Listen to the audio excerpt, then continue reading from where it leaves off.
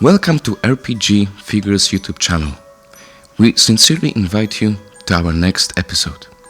The Monomyth, the hero's journey in fantasy. What makes stories about heroes venturing into unknown so fascinating?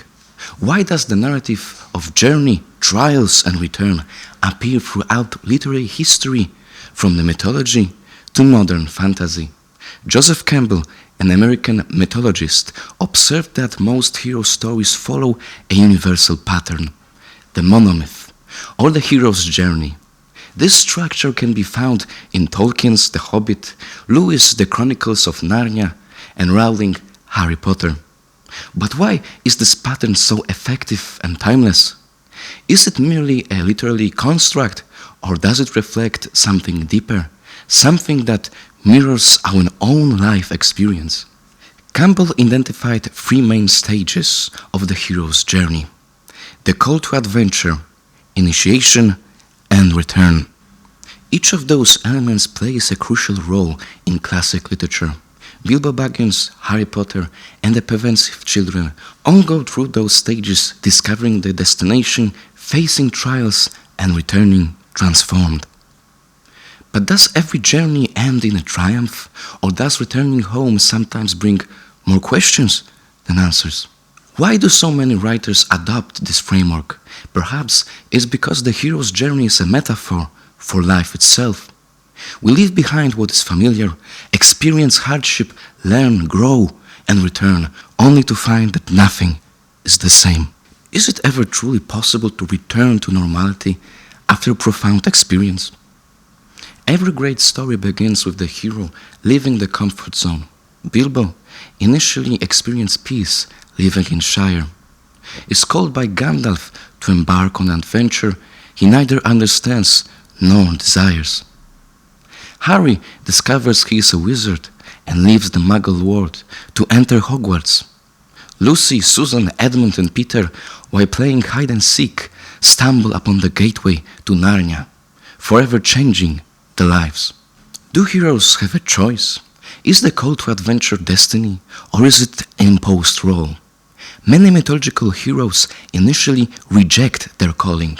Odysseus does not want to go to war. Jonah flies from the divine mission. Moses believes he is unworthy of his role. And David hesitates to challenge Saul. Often heroes must undergo an internal struggle before accepting their fate. Does their reluctance make them more human, or does it show that every great destiny carries an immense burden? Every hero's journey includes trials. Bilbo, who starts as an unassuming hobbit, gradually discovers courage and cunning that make him pivotal in defeating Smaug. Harry, uncertain of his abilities, learns the value of loyalty, friendship, and sacrifice. The Pensive Children face temptations and decisions requiring maturity and bravery. At this stage, the archetype of a mentor appears. Gandalf, Dumbledore, and Aslan guide the heroes toward the right path. But is the mentor always infallible? In some stories, mentors fail. Obi-Wan Kenobi does not reveal the full truth about Luke's father, and Dumbledore withholds critical information about Harry's connection to Voldemort. Must the hero eventually surpass the mentor to become truly independent? Does every initiation involve suffering? In many stories, the heroes undergo a symbolic death, losing something significant, experiencing betrayal, or hitting rock bottom before rising anew like a phoenix does. Harry faces death in the Deathly Hallows. Frodo bears the burden of the ring. Bilbo becomes a burglar. And Moses, after killing an Egyptian, becomes an outcast. The journey does not end with slaying the dragon or defeating the enemy. A crucial part of the monomyth is returning home, but often the hero is no longer the same person. Bilbo returns to the Shire, but no longer fit into his older life. After defeating Voldemort, Harry can never reclaim the carefree innocence of youth. The Pensive Children return to their world, yet Narnia remains a part of them, forever altering their perspective. Is the return truly the goal of the journey? In mythology, many heroes find no peace upon returning. Odysseus reaches Ithaca but never ceases to be a wanderer. Frodo, despite his victory, cannot find solace in the Shire and sails to Valinor. The true goal of the journey is not to return, but to be transformed. Why do we keep coming back to these narratives? Perhaps because the hero's journey is not just a story structure, it's a reflection of the human experience. We all go through moments when we must leave our comfort zone, face hardship, and rediscover ourselves. The Monomyth resonates because it tells a timeless story of fear, hope, failure, and redemption. It is a tale that has always been, is, and will always be relevant.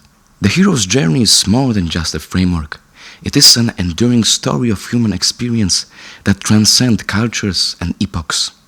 That's why we continue to follow the journeys of heroes venturing into the unknown, facing trials, and returning transformed. If you love fantasy, I invite you to explore our studio store at RPGfigures.com. We create unique, custom-designed miniatures for fantasy, D&D, and sci-fi fans. Every design is crafted with passion and made exclusively by us. And here's something special for our fellow dreamers. Use the code MAGICSTORIES for 20% off your order. In the next episode, we'll explore how Mikhail Buchakov played with the convention of fantasy in The Master and Margarita, creating a world on the border of realism and magic. Can this novel be classified as fantasy? Or does it belong more to the magical realism? We'll discuss this next time. If you're enjoying this journey, don't forget to hit that sub button and ring the bell. It keeps us going and brings you more stories filled with wonder and imagination.